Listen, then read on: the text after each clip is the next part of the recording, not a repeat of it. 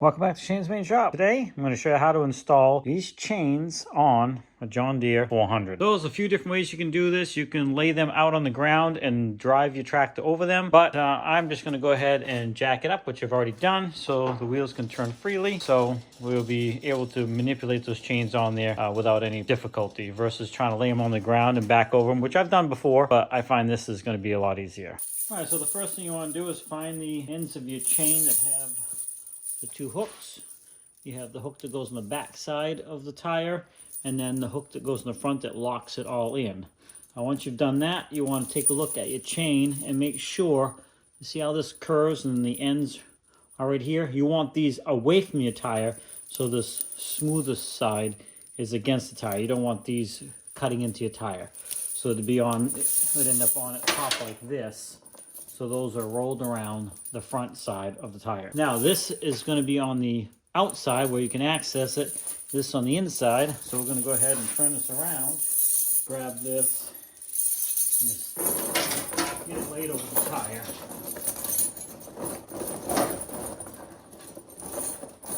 Kind of get it behind there a little ways. And I think you can see now what I'm talking about. On these, the hook is on this side that you can see they're not poked against the tire. So I'm also going to try to bring it around, holding on to this part. So we have the hook now at the top here. Now it's really hard to see, but the other end of the chain on the back side, I'm going to take that hook I showed you earlier and just hook those together. You can't really see under here, but all I'm doing is taking the far end of the chain on the back side and taking that one hook I showed you and taking those. So now that is hooked on the back side. So we then can manipulate this side. And you can see right there. So that's all I did. I took the last link of the back side of the chain and that hook and hooked them together. So that holds it on the back side. And you can see that hook is facing, because it's on properly, that hook's facing away from the tire, not gouging into the tire. And all these hooks are facing away as well, like this right here. You can see these are all facing away and not turned into the tire. So the next thing you want to do is just try to get it evened out. Sometimes these chains will be going at an angle, so you just want to try and get it evened out a little bit here. Once you get it relatively evened out, you can see I can pull this quite a bit. I already hooked this to show you the backside, but knowing this, you can do this too. Kind of pre-hook it so you can manipulate the chain around, and sometimes you got to do it a couple times anyways as you tighten it up.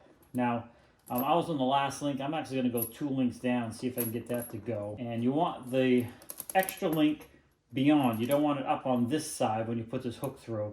So get that down below here so you have a clean end of the hook.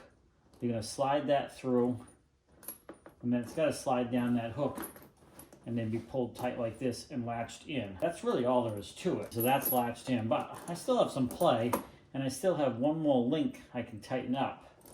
So I probably will do that. I'm just gonna, while it's hooked into that position, I'm gonna go ahead and re-manipulate the chain again.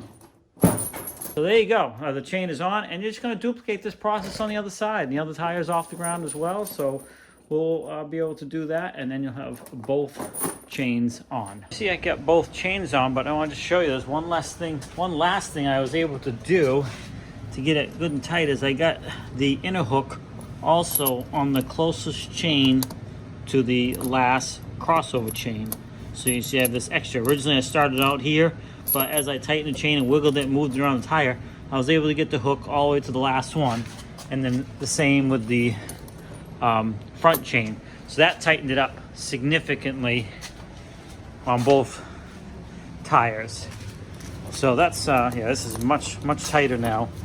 So that's gonna do it as far as that. So they're on there, they're looking good, and they would work just like that. I hope you liked the video, hope you found it helpful. I know some people will deflate the tires to put it on, and some people lay them on the ground and then drive over them, which I've done as well.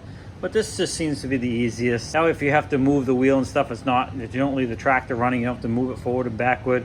You got all kinds of room to manipulate the chain and work your way around it. So you can, as you can see, I still gotta get this straightened. It's a little off kilter here, but if he's in place, they're gonna move anyways when you drive. But there you have it. Stay tuned for the next video. I'm gonna show you a set of tensioners I bought, and I'm also gonna install those on here as well. So I hope you liked this video. Don't forget to swing over my friend's channel, Ben. The Art of Doing, who is doing videos on multiple topics, just trying to inspire people to try something that they haven't tried before. So I'll put a link down there in the description for his channel. So swing on over there. Have a great day, and we'll see you in the next video. And in this case, it will be adding tensioners to these chains. Also, I will put a link for both of these in the description, but both of them came from the same company, and I think I got them on Amazon. So this is the chains, and same company, but this came in the package with the tensioners for the chains. So I'll put links for this in the description if you're interested and you need chains for your John Deere 400.